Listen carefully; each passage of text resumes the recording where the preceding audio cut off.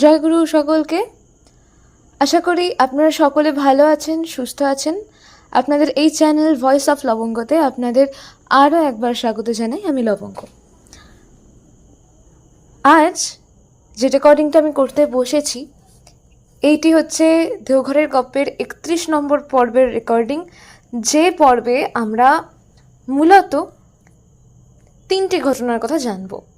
আমরা মূল পর্বে যাব তার আগে জানাই যে আমাদের এই চ্যানেলে মূলত 2টো সিরিজ চলে।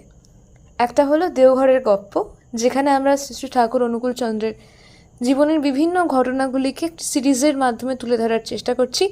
বর্তমানে আমরা আলোচনা প্রসঙ্গ প্রথম খণ্ডের বিভিন্ন ঘটনাগুলোকে নিয়ে আলোচনা করছি এবং পরবর্তীকালে আমরা এইগুলো থেকে বেরিয়ে আরও অনেক কিছু আলোচনা করব।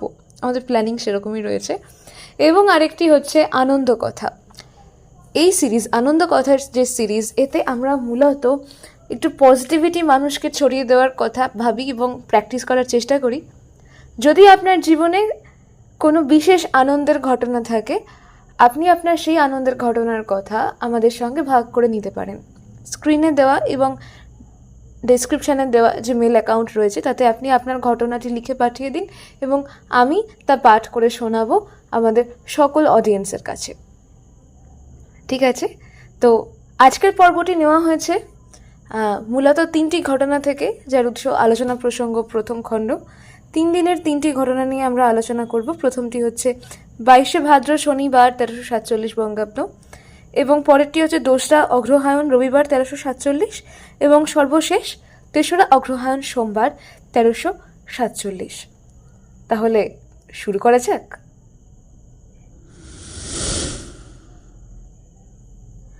22শে ভাদ্র শনিবার 1347 বঙ্গাব্দ। আজ কলকাতা থেকে তপতিদা মানে তপতি মুখোপাধ্যায়দা, যিনি পেশায় একজন জ্যোতির্বিদ, তিনি এসেছেন। সন্ধেবেলায় শ্রী শ্রী ঠাকুর হাসি মুখে বাইরের চৌকিতে শুয়ে রয়েছেন। সামনে পদ্মার জল বেশ এসেছে, আকাশে মেঘ নেই, মৃদুমন্দ হাওয়াও দিচ্ছে। অনেক দাদা ও মায়েরা শ্রী শ্রী ঠাকুরের সামনে চৌকির সামনে বসে আছেন। এখন তপতিদার সঙ্গে ঠাকুরের কথা হচ্ছে। তপতিদা এসে বললেন যে, দেখুন, আমার যখন যেটা প্রয়োজন কেমন জানি জুটে যায়। যখন দীক্ষার প্রয়োজন অত্যন্ত বোধ করছিলাম, যে হাকিমের কাছে গেলাম কাজে, হঠাৎ যোগাযোগ হয়ে গেল। ঠাকুর বললেন, দীক্ষাও হয়েছে জবর জায়গায়। কথায় কথায় শ্রী শ্রী ঠাকুর বললেন, আমাদের দেশে অনেক মানুষ আছে অনেস্ট, মরালিস্ট, সাধু বলে পরিচিত, কিন্তু তাদের মধ্যে অনেকে রিয়েলি ডিসঅনেস্ট, সাধুর পোজ নিয়ে চলে। একজন গুন্ডা, বদমাইশ, লুচ্চা, জোচ্চোর তাদের চেয়ে ঢের ভালো। যদি কিনা বাপ মা, ভাই বোন, আত্মীয় স্বজন, বাড়িঘর, টাকা কড়ি, নাম যশ, মাল মশলা, দুঃখ সুখ সব কিছু প্যাশন ছাড়িয়ে ইষ্ট প্রতিষ্ঠা, ইষ্ট স্বার্থ তার কাছে বড় হয়ে ওঠে, তখন এক মুহূর্তে তার যা হবে, শত শত বর্ষ জপ করেও ওদের তা হবে না। দেখেন না হনুমান, ওটা আবার বামনের বেশে রাবণের বাড়ি পুজো করতে যায় মৃত্যুবান চুরি করার জন্য। দেখলে মনে হয় কি শয়তান, কিন্তু সব কিছু তার প্রেষ্ঠের জন্য। অমনটা আর দেখা যায় না পৃথিবীর ইতিহাসে। একেই বলে ভক্ত। তপতিদা বললেন, প্রভু বলুন তো আমার কি হলো? সাহেব আসুক, মুসলমান আসুক, হাই অফিসিয়াল আসুক, সবাইকে ভালো লাগে, কিন্তু অ্যাভারেজ বাঙালি খরিদ্দার দেখলেই আমার কেমন গা জ্বালা করে। ঠাকুর বললেন, দেখো, গা জ্বালা করে তো লাভ নেই, ওতে আমরা ক্ষতিগ্রস্তই হই। ওকে সুন্দর করে নিতে হবে। দেখেন, বাঙালির মতো এমন জান আপনি আর পাবেন না। গলদ ঢুকেছে 2টো জায়গায়, তাই যদি ঠিক করতে পারেন তবে হয়। প্রথম দোষটা হচ্ছে পূর্ববর্তীকে মানে না এমন লোককেও আমরা গুরু বলে মানি। তাই বৈষ্ণব, শাক্ত, সৌর, শৈব, গানপত্য, এমিশন, সে মঠ, অমুক আশ্রম, তমুক সংঘ, কত দলের আবির্ভাব হয়েছে যারা কিনা এক সূত্রে সংহত নয়। সত্যিকার গুরু যিনি, তার মধ্যে পূর্ববর্তী প্রত্যেককেই ট্রেস করা যাবে, একেবারে ম্যাপ দেখার মতো। যেমন শ্রীরামকৃষ্ণকে দেখলে ধরা যাবে এইখানেই শ্রীকৃষ্ণ, এই বুদ্ধ, এই যিশু, এই মোহাম্মদ, এই গৌরাঙ্গ পরিষ্কার বোঝা যাবে সবাইকে। তার মধ্যে সবারই দেখা মিলবে। এই না হলে তিনি গুরু হওয়ার উপযুক্ত নন। যুগপুরুষোত্তমকে কেন্দ্র করে সমন্বয়ী সঙ্গতি অক্ষুণ্ণ রাখতে পারলে হাজার মতের লোক থাকলেও কিচ্ছু এসে যাবে না। আমাদের দেশে শ্রীকৃষ্ণ বা তৎজাতীয় মহাপুরুষকে না মেনে, অস্বীকার বা অপমান করেও মানুষ গুরুর আসনে বসতে পারে, এর চেয়ে দুরবস্থা আর কি হতে পারে? তারপর তো অনুলোম অসবর্ণ বিবাহের স্থিতিগতিও নিয়েও একটা মস্ত দোষ রয়েছে। অনুলোম বিয়ে ছাড়া বর্ণগুলির মধ্যে মিল আনা দুরূহ, আর প্রতিলোম যেন তেন প্রকারে বন্ধ করা চাই। এক বর্ণের মধ্যেও বড় বংশের মেয়ে ছোট বংশের ছেলেকে দিলে তাতেও প্রতিলোম হয়। সদ্বংশজ ও অসৎ বংশজের মধ্যে কতকগুলি চরিত্রগত লক্ষণ রয়েছে। নিচু বংশের হয়েও একজন সৎ বংশজ হতে পারে, আবার উঁচু বংশের হয়েও একজন অসৎ বংশজ হতেই পারে। অসৎ বংশজের প্রধান দোষ হচ্ছে তারা কাউকে শ্রদ্ধা করতে পারে না। একটু খেয়াল করলেই এসব ইনস্টিংক্ট বোঝা যায়। তাই মেয়েদের বিয়ে দিতে গেলেই দেখতে হবে ছেলে উঁচু সৎ বংশজ কিনা। এ না হলেই, প্রতিলোম হলেই কিন্তু সর্বনাশ। প্রতিলোম এমন জিনিস যে যদি কারোর সঙ্গে, সে একটা দেশ হোক বা একটা পরিবারই হোক, যদি কারোর সঙ্গে শত্রুতা থাকে এবং প্রতিশোধ নেওয়ার ইচ্ছে থাকে, আর সেখানে যদি কোনোভাবে প্রতিলোম ঢুকিয়ে দেওয়া যায়, তাহলে একেবারে নিশ্চিন্ত। সর্বনাশ করার, কারোর সর্বনাশ করার জন্য এর চেয়ে সোজা পথ আর নেই।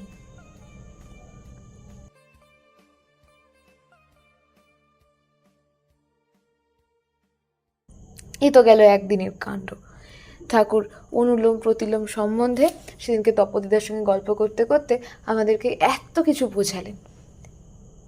এরপরে 2রা অগ্রহায়ণ, রবিবার, 1347 বঙ্গাব্দ, সেদিন দেখা যাচ্ছে শ্রী শ্রী ঠাকুর সকালে আশ্রমে ফিলান্থ্রপি অফিসে বসে রয়েছেন।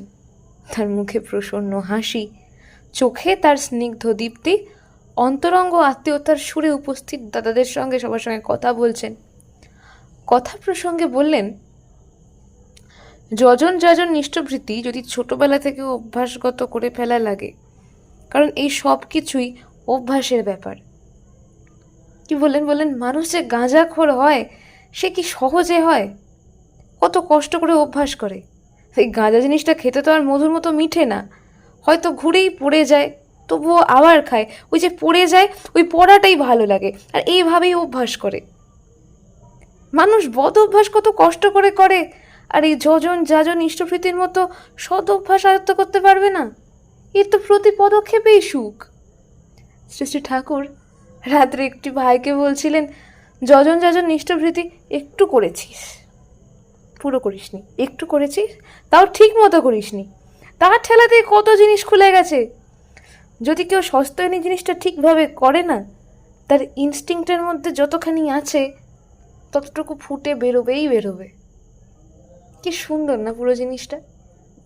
আমরা যদি এই সমস্ত কিছুকে মজ্জাগত করতে পারি, তাহলে আমাদের কাছে দুঃখ বলে কিছু থাকবে না।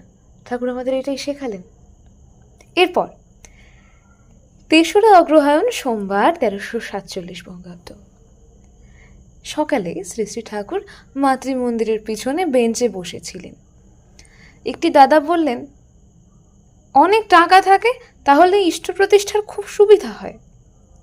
শ্রী শ্রী ঠাকুর বললেন, তা নয়, মানুষ যজন যাজন করতে গেলে টাকা আপনিই আসে। এই যে আমাকে দেখছিস, আমার কি আছে? আমার থাকার মধ্যে আছে এই তোদের ভালোবাসি, তোরা কেউ না পড়িস তাই ভাবি, এই জন্য অস্থির হয়ে বেড়াই, তোদের পিছনে লেগেই আছি। যার যাতে ভালো হবে বুঝি তাকে তাই কই, তা যাতে করতে পারে তার ফন্দি ফিকির বাতলে দিই। একে দিয়ে এ করাই, ওকে দিয়ে তার জন্য আর একটা করাই, প্রত্যেকের পরিপোষণই করে তুলতে চেষ্টা করি। এই আমি করি। তোরা আমার সম্পদ। তোরা যে আমাকে টাকা দিস, ইচ্ছে করেই তো দিস, তোদেরও এমনি হবে। ছেলে চিরকাল ছেলেই থাকে না, আর যখন ছেলে হয় সে হয়ে দাঁড়ায় বাবা। তোরাও তাই ইষ্টকেন্দ্রিকতার ভিত্তিতে এইরকম করবি, এইরকম হবি, ভাব নাকি? আর তোরা বড় না হলে আমার সুখ কোথায়? সব শেষে ধ্যান সম্বন্ধে কথা উঠল। ঠাকুর বললেন, মানুষ ধ্যান ধ্যান করে অথচ ধ্যান বলতে কিছু বোঝে না। কনসেন্ট্রেশন না হয় ফিক্সেশন, ওতে মাথার কর্ম নিকেশ। ধ্যান মানে হলো অনুরাগ মুখর ইষ্ট চিন্তন, ইষ্ট স্বার্থ ও ইষ্ট প্রতিষ্ঠার পরিপোষক করে ভিতর বাইরের যা কিছুর নিয়ন্ত্রণ, সামঞ্জস্য ও সমাধানের বুদ্ধি স্থিরীকরণ। ওইভাবে চিন্তা করে বুদ্ধি স্থির করে কাজেও তাই করা চাই। তাতেই ধ্যান হয় সার্থক, চরিত্রের ইষ্টানুগ বিন্যাসও হয় ওতে করেই। আজকে গপ্প তো শেষ হলো, তবে এখানেই আমি শেষ করতে চাই না। এই যে লাস্টের অংশটা পড়লাম বা জানলাম আজকে, শেষে যে ঠাকুর বলছেন না, ধ্যান মানে হলো অনুরাগ মুখর ইষ্ট চিন্তন, এবং তারপরে যে ব্যাখ্যাটা দিলেন যে ইষ্ট স্বার্থ ও ইষ্ট প্রতিষ্ঠার পরিপোষক করে ভিতরে ও বাইরের যা কিছু নিয়ন্ত্রণ, সামঞ্জস্য ও সমাধানের বুদ্ধি স্থিরীকরণ। আচ্ছা, মানে এটা পড়তে পড়তে আমার হঠাৎ মাথায় এলো একটা জিনিস, সেটা হচ্ছে যে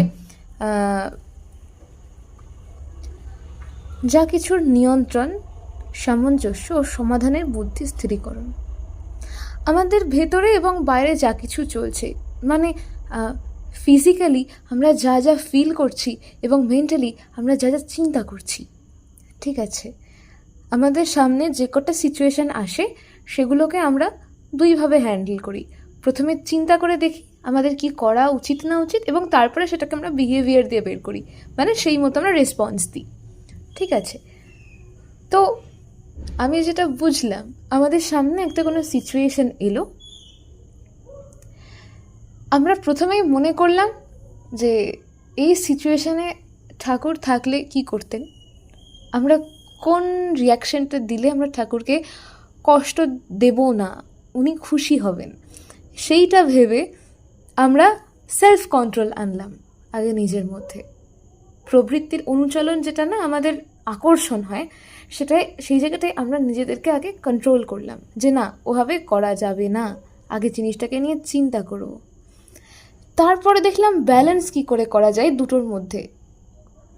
হয়তো এরকম একটা সিচুয়েশন এলো যেখানটায় একটা আপনার করতে ইচ্ছে করছে না, আর একটা হচ্ছে আপনাকে করতেই হবে, ঠিক আছে, একটা মরাল ডিলেমা চলছে। একটা মরালি ভালো, সকলের ভালো হবে একটাতে, আর একটায় আপনার স্বার্থ রয়েছে। তো আপনি প্রথমে নিজেকে কন্ট্রোল করলেন হঠাৎ করে কাজটা করে বসা থেকে, এবং তারপরে চিন্তা করে দেখলেন যে ঠাকুর কোনটায় খুশি হবেন।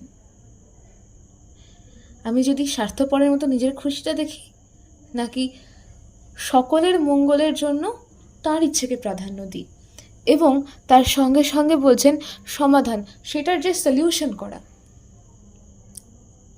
করে তারপরে আমরা জিনিসটাকে বিহেভিয়ারের মধ্যে বের করব, মানে রেসপন্স করব। এই পুরোটা ধ্যান। মানে আমরা যারা ভাবি ধ্যান করা মানে শুধুমাত্র নাম জপ বা শুধুমাত্র পূজা পাঠ, এগুলো, তার চেয়েও কত ওপরে উঠে গিয়ে ধ্যান জিনিসটা আমাদের লাইফের সঙ্গে কানেক্টেড।